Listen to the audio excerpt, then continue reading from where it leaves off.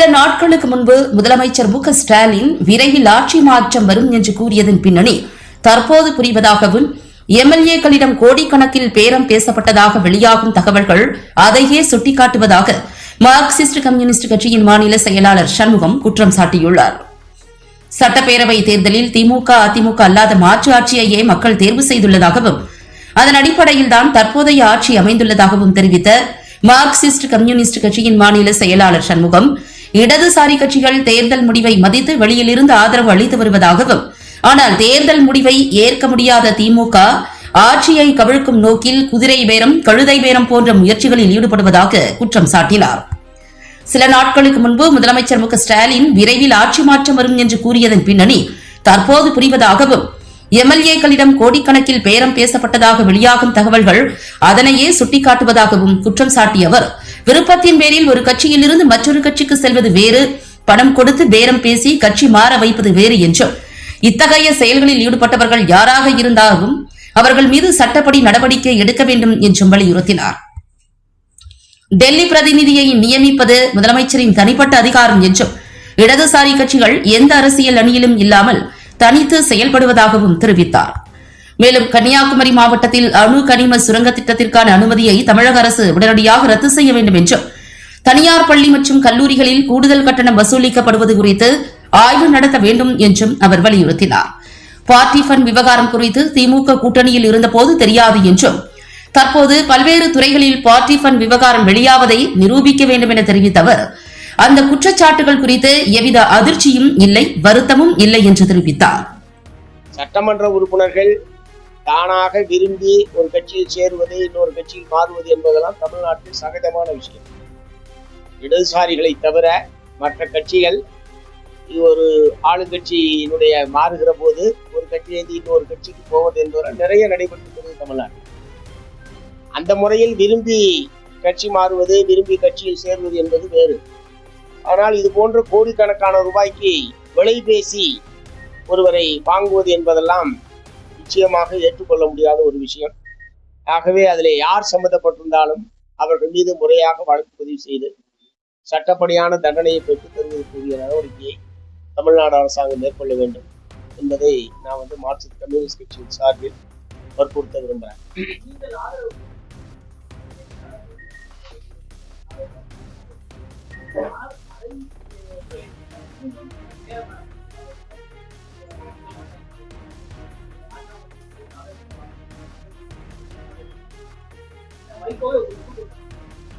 இது குறித்து ஏற்கனவே 4 எம்எல்ஏக்கள் ராஜினாமா செய்துவிட்டு தாவக்காவில் சேர்ந்த போதே மார்க்சிஸ்ட் கம்யூனிஸ்ட் கட்சியின் சார்பில் எங்களுடைய கருத்தை வெளிப்படையாக தெரிவித்தது. இது ஒரு ஆரோக்கியமற்ற அரசியல்.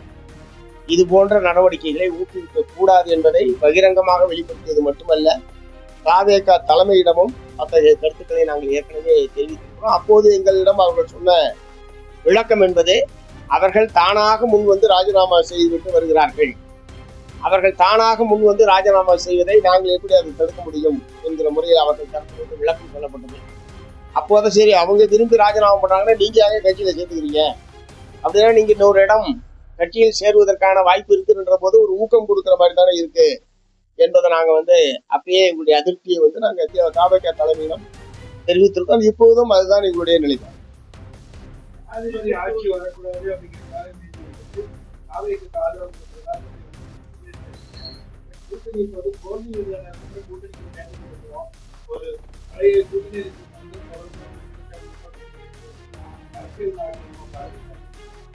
புரியல நீ கேக்குற கேள்வி.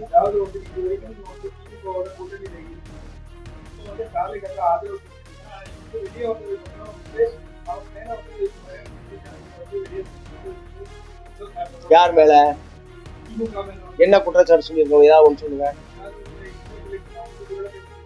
இல்ல இப்ப அவர் பர்டிகுலரா கேட்ட கேள்வி, இந்த 2 மாத காலத்தில் திமுகவின் மீது நாங்கள் ஏதாவது ஒரு குற்றச்சாட்டை சிபிஎம் சார்பில் வச்சிருக்கிறோமா?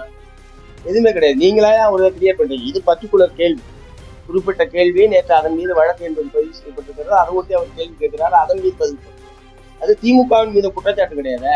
வழக்கு முறையா பதிவு செய்யப்பட்டிருக்கு. குற்றவாளிகள் அதில் ஈடுபட்டவர்கள் கைது செய்யப்பட்டிருக்கிறார்கள். முறையா வழக்கு விசாரணை எடுத்து தண்டனை பெற்று தர வேண்டும் என்பது தானே சொல்ல முடியும். அதுதானே சொல்லணும். அது எப்படி நீங்க திமுகவின் மீது குற்றச்சாட்டு ஏன் சொல்றீங்க? எஸ், அதனுடைய விளைவுதான் திமுகவும் அதிமுகவும் சேர்ந்து ஆட்சி அமைப்பது என்கிற கருத்தை எங்கள் முன்னால் அவர்கள் வெளிப்படுத்தியது என்பது அதனுடைய விளைவுதான், அதனுடைய தொடர்ச்சி தான் இது. அதுல எங்களை போன்றவர்கள் அதுல ஒத்துழைக்கல, ஏற்கல. எங்களை போன்றவர்கள் அந்த கருத்தை ஏற்கவில்லை.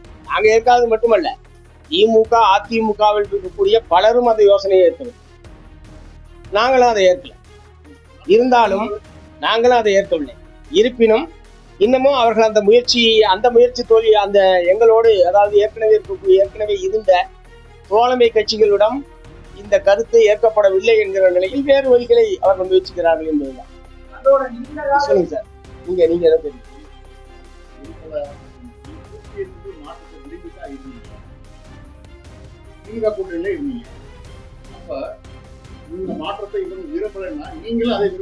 தேர்தல் முடிவு பத்தி தான் சார் சொல்றேன். என்ன கேள்வி சார்? தேர்தல் முடிவு என்ன, அதை ஒட்டி தான் அந்த கருத்து சொல்றோம். நாங்க விரும்பிதானே அந்த திமுக அணியில இருந்தோம், தொகுதி உடன்பாடு செய்து கொண்டோம். சீரியஸா அதுக்கான அந்த வெற்றிக்கான படிகளை நாங்கள் எங்களை முழுமையாக ஈடுபடுத்தி கொண்டோம். வெற்றி மாறி போச்சு. இந்த அணி வெற்றி பெறல, அதிமுக வெற்றி பெறல. அதிகமான இடங்களை பெற்ற கட்சியாக தாவேகா வந்தது, அவ்வளவுதான். தேர்தலில் ஏற்பட்ட மாற்றம் அது. அதனால அதான சொல்றேன், ஆட்சி மாற்றம் வேண்டும் என்பது தமிழ்நாட்டு மக்களுடைய விருப்பம். அதாங்க, அதனாலதான் நாங்க ஆதரிக்கிறோம்.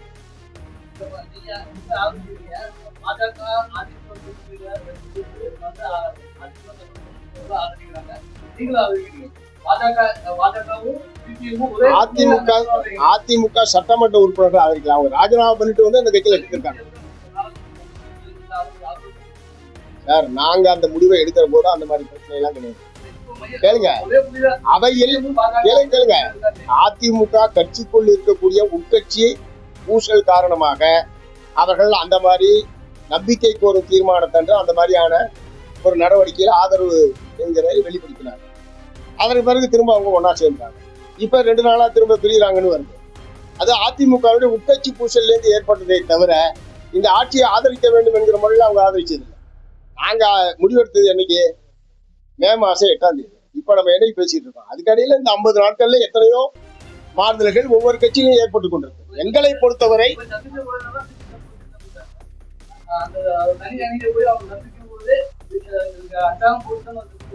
மு.க. ஸ்டாலின் தான் சந்திச்சாங்க. யாரை சொல்ல மாட்டேங்கிறீங்க? மு.க. ஸ்டாலின் சார், நான் கேட்கறது சொல்லுங்க சார். திரு மு.க. ஸ்டாலின் அவர்களையும் போய் சந்திச்சார்ல. ஏங்க, நான் கேட்கறது நீங்க பதில் சொல்ல மாட்டேங்கிறீங்க சார். அப்பயே நான் கருத்து சொல்லியிருக்கேன். இவரை பார்த்ததுல எடப்பாடி அவர்களையும் அவர் சந்தித்திருக்க வேண்டும். எல்லா கட்சி தலைவர்களையும் சந்திப்பதுதான் நோக்கம் என்று சொன்னார். இது திரு எடப்பாடி அவர்களையும் அவர் சந்தித்திருக்க வேண்டும் என்பதுதான் அப்பயே நாங்கள் சொல்லியிருக்கோம். ஆனா அதுக்கு அவங்க தரப்புல இருந்து சொன்னது, நாங்க அப்பாயின்மெண்ட் கேட்டோம், அவங்க அப்பாயின்மெண்ட் தரலன்ற மாதிரி அவங்க தரப்புல இருந்து தகவல் சொன்னாங்க. அதாவது தாவேகா தரப்பு. அவ்வளவுதான். அதுல அவரையும் சந்திச்சிருக்கலாம். அதுல எல்லாம் ஒரு பெரிய பிரச்சனை.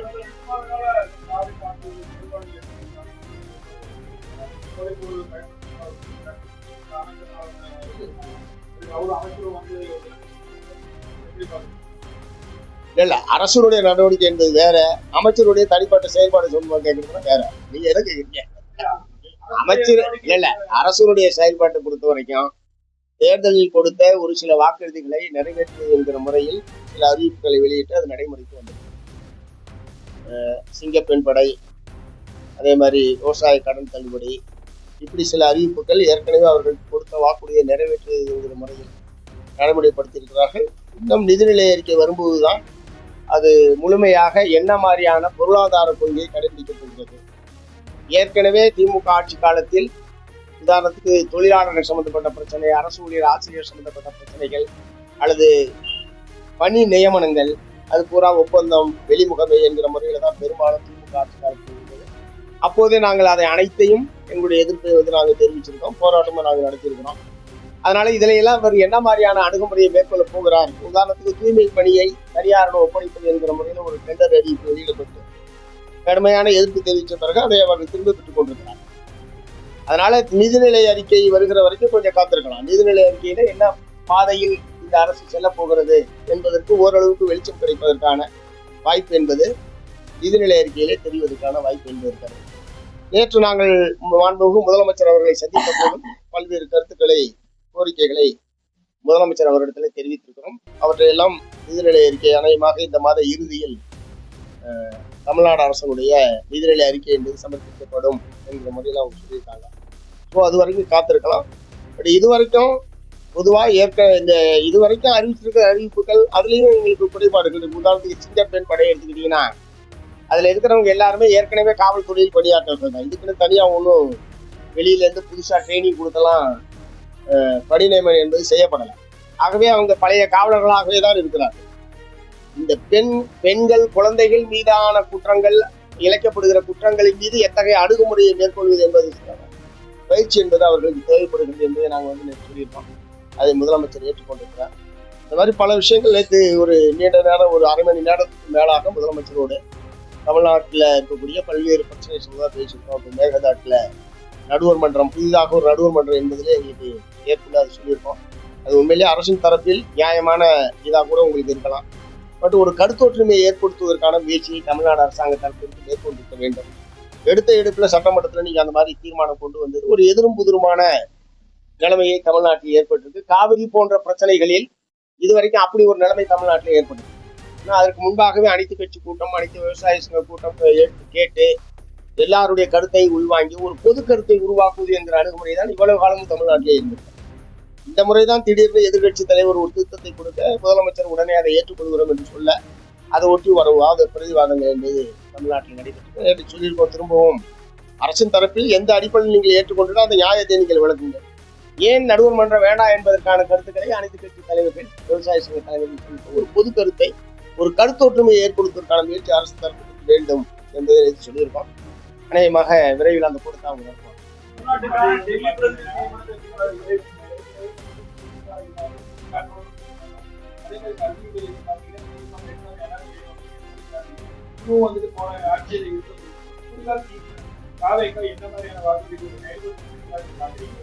இல்ல, பெண்கள் குழந்தைகள் மீதான வன்கொடுமைகள், பாலியல் வன்கொடுமைகள் போன்ற விஷயங்களில் ஜெயலலிதா ஆட்சி காலத்துல ஒரு பெண்கள் பிரிவு தனியாக வச்சிருந்தாங்க.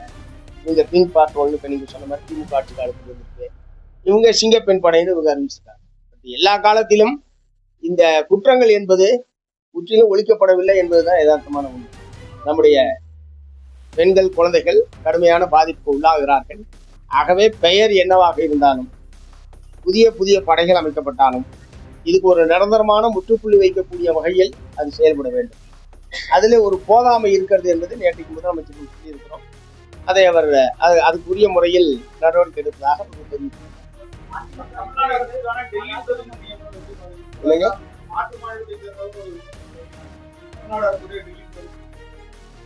அதாவது முதல்ல ஊடகத்துல பூரா அவர் கர்நாடகக்காரர்னு வந்தது. அப்புறம் அமைச்சர் நிர்மல்குமார் வந்து அவர் ஆந்திராக்காரர்னு சொல்லி சொல்லிட்டாரு. ஆனா ஒரிஜினலா முகவரி அவங்க கொடுத்துருக்கிறது என்பது கோட்டுக்கு போறதை கொடுத்துருக்காங்க. டெல்லி பிரதிநிதியை பொறுத்த வரைக்கும் அவங்க முதலமைச்சர் சார்பில் அவர் டெல்லியில அவர் வந்து பிரதிநிதித்துவப்படுத்துகிறார் என்பதுதான். அதனால அவருக்கு நம்பிக்கையான ஒரு நபர் என்கிற முறையில் அவரை தேர்வு செய்திருக்கிறார். மற்றபடி அது முதலமைச்சருடைய தனிப்பட்ட அதிகாரம். இந்த முறையில அது வந்து பார்க்கிறோமே தவிர அது ஒன்றும் பெரிய கருத்து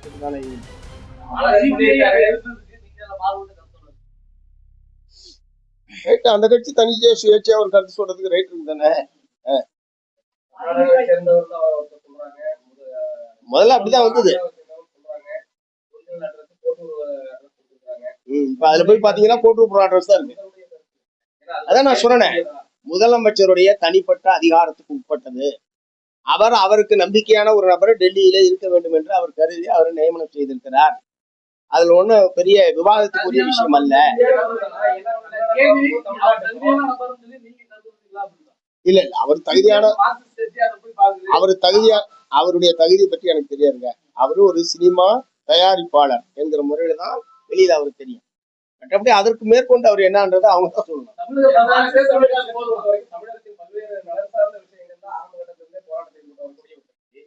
கர்நாடகத்தை சார்ந்தவராகட்டும், ஆந்திராவை சார்ந்தவராகட்டும், வெளிமாநில பிரதிநிதி தமிழகத்திற்கான பிரதிநிதியா டெல்லியில இருக்கும்போது தமிழகத்தின் பிரச்சனைகள் தீர்க்கப்படும் நீங்க நம்புறீங்களா? அவர் மூலமா எந்த பிரச்சனையும் தீர்க்கப்பட போறது இல்ல. அவர் மூலமா எந்த பிரச்சனையும் அங்க முன்வைக்க போறதும் இல்லை.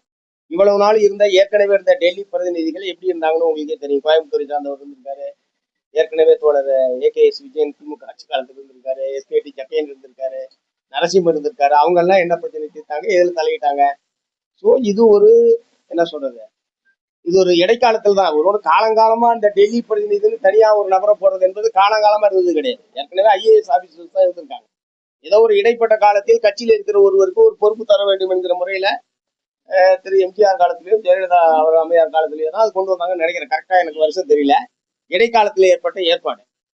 ஸோ அதனால இவங்க தான் எல்லாத்தையும் டெல்லியோட இருக்கிற சகல பிரச்சனைகளையும் தீர்க்கக்கூடிய ஒரு பொறுப்புல இவங்க தான் இருக்காங்க என்ற மாதிரியான ஒரு அதிகாரத்தை எல்லாம் நாமளா வழங்க வேண்டிய அவசியம் இல்லை. அப்படி யாரும் நடந்துகிட்டதும் கிடையாது. தமிழ்நாடு அரசு முதலமைச்சர் தான், அது மத்திய அரசாங்கத்தோடு இருக்கிற எதுவாக இருந்தாலும் இவர்களை மீறி இன்னொரு நபர் அங்க எல்லாத்திலையும் தலையிடுவார், முடிவெடுப்பார் என்ற நிலைமையெல்லாம் கிடையாது. இதுக்கு முன்னாடி அப்படி அனுபவமும் கிடையாது, இருந்தவங்களும் அப்படி செஞ்சது கிடையாது.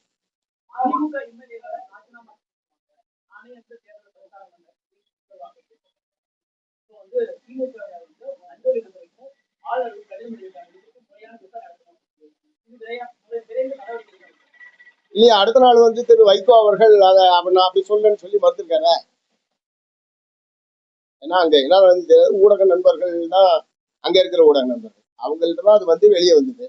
மறுநாளே திரு வைகோ அவர்கள் அதை மறுத்திருக்காங்க. நான் அப்படி சொல்லவில்லை, நேரம் இருந்தால் பிரச்சாரத்தை வருகிறேன் என்று சொன்னார் என்ற முறையில திரு வைகோ அவர்கள் மறுத்திருக்கிற நிலையில் அதன் மீது இப்போது கருத்து சொல்றது பொருத்தமா இருக்கு.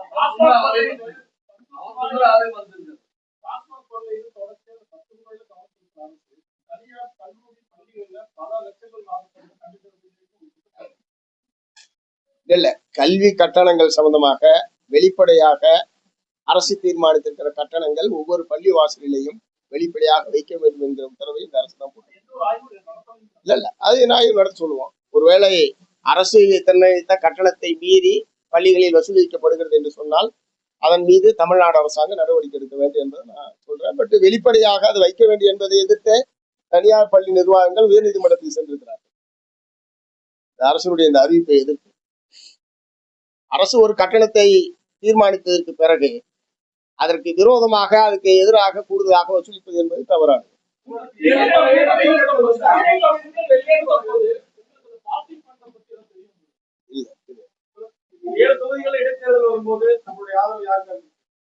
இல்ல, நாங்க தேர்தலை பற்றி எல்லாம் ஒண்ணு யோசிக்கலீங்க. இடதுசாரி கட்சிகளுக்குள் ஒரு ஒருங்கிணைப்பு குழு என்பதை நாங்கள் ஏற்படுத்தியிருக்கிறோம். மார்க்சிஸ்ட் கம்யூனிஸ்ட் கட்சி, இந்திய கம்யூனிஸ்ட் கட்சி, இந்திய கம்யூனிஸ்ட் கட்சி, மார்க்சிஸ்ட் லெனினிஸ்ட் விடுதலை, இந்த 3 கட்சிகளும் சேர்ந்து 2 முறை சந்திப்புகள் என்பது நடைபெற்றிருக்கிறது. ஒரு மாநில அளவிலான இடதுசாரி கட்சிகளில் ஒருங்கிணைப்பு குழு என்பது ஏற்படுத்தப்பட்டிருக்கிறது.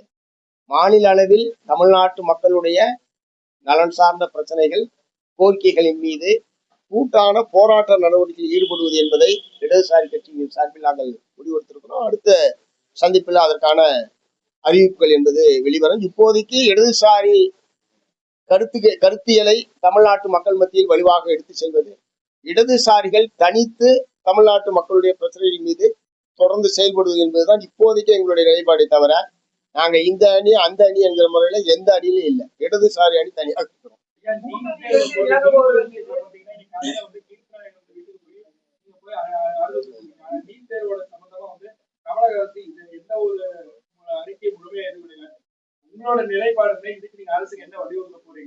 இல்ல, தமிழ்நாட்டுக்கு நீட் தேர்விலிருந்து விதிவிலக்கு அளிக்க வேண்டும் என்பது தமிழ்நாட்டில் இருக்கக்கூடிய அனைத்து கட்சிகளுடைய பொறுப்பு. இதுல வேற யாரும் மாறுபட்டு எந்த விதமான நிலைப்பாடு மேற்கொள்ளவில்லை. இதை தொடர்ந்து நாங்க வற்புறுத்திட்டு இருக்கிறோம். தொடர்ந்து பல்வேறு கூட்டு போராட்டங்கள் என்பது நடைபெற்றிருக்கிறது. இப்போதும் அதுதான் நாங்க வற்புறுத்தணும். எல்லாருமே அதுதான் வற்புறுத்தி வருகிறோம். தமிழ்நாட்டிற்கு நீட் தேர்விலிருந்து விதிவிலக்கு அளிக்க வேண்டும் என்பதுதான் தாவேக்காவும் அதுதான் சொல்லியிருக்காங்க. முதலமைச்சர் அதான் சொல்லியிருக்காரு. இந்த மரணங்கள்லாம் ஏற்பட்ட போது முதலமைச்சர் அதுதான் திரும்ப வற்புறுத்தி இருக்கிறாரு. எல்லோருமே அதை வற்புறுத்துறோம். நம்முடைய குழந்தைகள் இந்த மாதிரி அநியாயமான முறையில் இந்த மாதிரி தற்கொலை செய்து கொள்வது, மரணம் அடைவது என்பது மிகப்பெரிய துயரம். அந்த குடும்பத்தை முகத்தை போய் எங்களால பார்க்க முடியல. அவங்களுடைய தாயார் கடுமையாக மனநிலை பாதிக்கப்பட்டு மிக கூர்மையான அவஸ்தையில இருக்கிறார். இன்னைக்கு காலையில போய் அவங்களை பார்த்துட்டு வந்தோம். தீர்த்தனாவனுடைய மரணத்தை ஒட்டி அதுக்கப்புறம் அடுத்தடுத்து 4 மாணவர்கள் அடுத்தடுத்து தற்கொலை செய்து கொண்டது என்பது தமிழ்நாட்டில் மிகப்பெரிய அதிர்ச்சிக்கு உள்ளாக்கிய ஒரு விஷயம். ஆகவே நீட் தேர்வுக்கு முற்றிலும் முற்றுப்புள்ளி வைக்க வேண்டும் என்பதுதான் எல்லோருடைய விருப்பமும். அது தொடர்ந்து நம்ம வற்புறுத்தோம். பிரச்சனை என்னன்னா, கான்கரண்ட் லிஸ்ட்ல கல்வி இருந்தாலும் மத்திய அரசாங்கம் அவருடைய அதிகாரத்தை பயன்படுத்தி இந்த மாதிரியான அத்துமீறிய நடவடிக்கையில் அவங்க தொடர்ந்து ஈடுபட்டு இருக்கிறாங்க. இது ஒரு மிகப்பெரிய மன அழுத்தத்தை மாணவர்களுக்கு கொடுக்கிறது. வெற்றி பெற முடியாமல் அது இந்த முறை தேர்வில் நடைபெற்ற முறைகேட்டின் காரணமாக வினாத்தாள் வெளியானது உள்ளிட்ட முறைகேடுகள் காரணமாகத்தான் இந்த மரணங்கள் ஏற்படுத்திட்டாங்க. ஏற்கனவே எக்ஸாம் எழுதாது முறையா நடத்தாதது, கியூட் தேர்வு முறையா நடத்தல, நீட் தேர்வு முறையா நடத்தல, சிபிஎஸ்இ எக்ஸாமுடைய தேர்வு தாளை முறையா திருத்தறதுல, இப்படி எதற்குமே தகுதியற்ற ஒரு அரசாக ஒன்றிய பிஜேபி அரசாங்கம் இருக்கிறது. அதனாலதான் தர்மேந்திர பிரதான் கல்வி அமைச்சர் ராஜினாமா செய்ய வேண்டும் என்கிற குரல் நாடு முழுவதும் எதிரொலித்துக் கொண்டிருக்கிறது. தொடர்ச்சியான போராட்டம் என்பது டெல்லியிலே நடைபெற்றுக் கொண்டிருக்கிறது. இவ்வளவு பெரிய பாதிப்பை உண்டாக்கிவிட்டு கொஞ்சம் கூட கூச்சநாச்சம் இல்லாமல் அவர் மந்திரி பதவியாக தொடர்வது என்பது எப்படி ஏற்க முடியும்? அதனால நீட் தேர்வை ரத்து பண்ணுன்றதா எல்லோருடையதான்.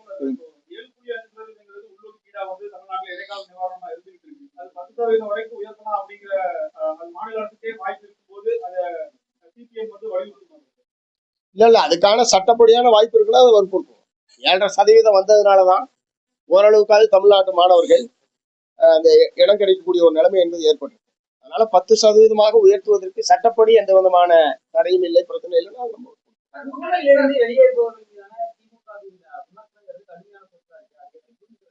ஒரு மண்டபத்துக்குள்ள போய் இவங்க அடைக்கலாம், அவ்வளவுதான்.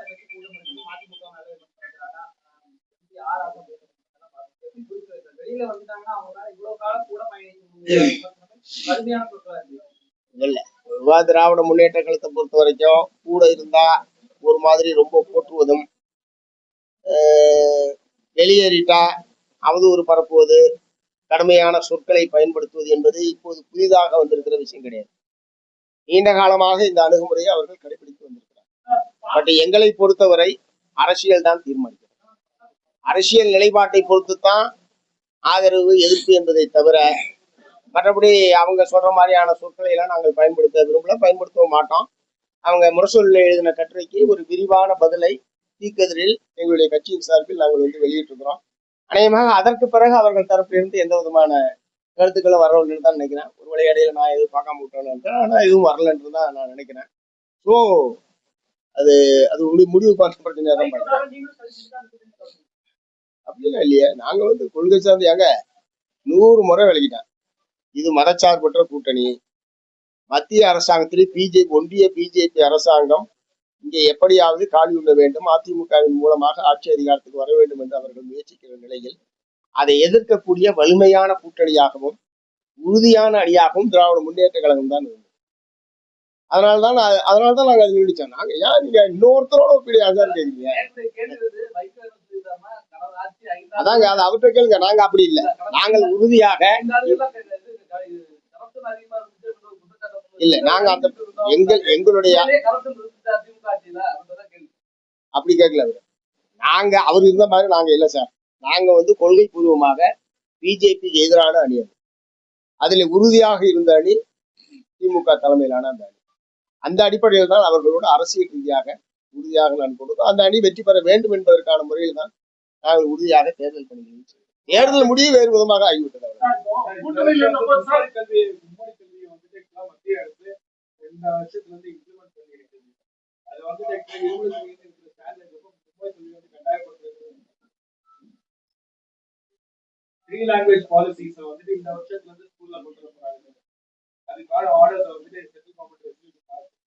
இல்ல இங்க வந்தா மும்மொழி கொள்கை என்பது தமிழ்நாடு ஏற்றுக்கிற பிரச்சனை இல்லை. இருமொழி கொள்கை என்பதுதான் இங்கே நடைமுறையில் இருந்து கொண்டிருக்கிறது. இருமொழி கொள்கை தொடர வேண்டும் என்பதுதான் நம்ம ஒரு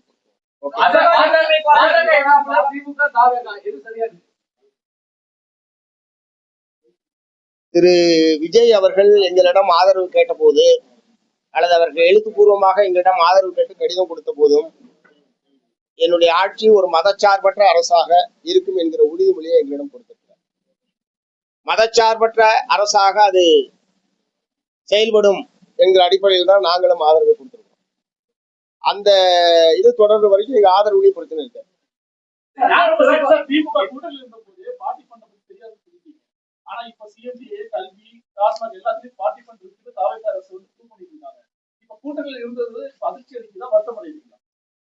எதுவுமே நான் பண்ணல, ஆகல, எதுவுமே ஆகல சார். அது ஒரு ஆளுங்கட்சி எதிர்கட்சி மாறி மாறி ஆட்சிக்கு வருகிற போது கடந்த காலத்தில் இந்த அதிமுக இல்லாம திமுக வந்த போது இந்த மாதிரியான குற்றச்சாட்டுகள், எதிர் குற்றச்சாட்டுகள் இப்படிலாம் நிறைய வந்திருக்கு. பட் எல்லாமே நிரூபிக்கப்படும். அவ்வளவுதான். எங்களுக்கு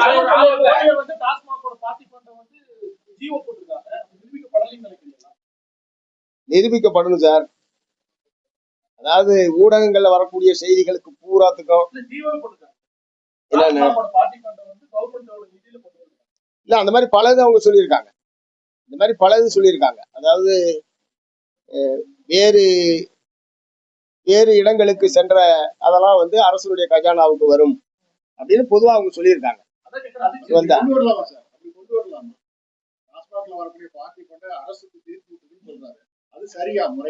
இல்ல இல்ல ஏன் பார்ட்டிக்கு போகணுங்களா? இல்ல இல்ல சார், நேர்மையான ஆட்சி நடைபெற வேண்டும் என்பதுதான் மக்களுடைய விருப்பம். எந்த ஆட்சியாக இருந்தாலும் அப்படி ஏதாவது தவறுகள் நடந்திருந்தால் அவங்க முறையா விசாரணை நடத்தி நடவடிக்கை தான் எடுக்கணும். அதான புதிய ஒரு ஆட்சி வந்திருக்கு, முறையா விசாரணை நடத்தி நடவடிக்கை எடுக்கணும். அதுதான் நம்ம வந்து வற்புறுத்த முடியுமே தவிர அதுக்கெல்லாம் ஆதார ஆவணங்களை தேடி இது உண்மை இது பொய் அப்படின்னு சொல்லி ஒரு உறுதியான முறையில் இப்போது பதில் சொல்ற இடத்துல நான் இல்லை.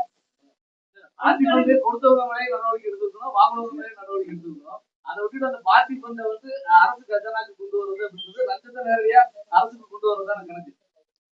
சொல்லுங்க.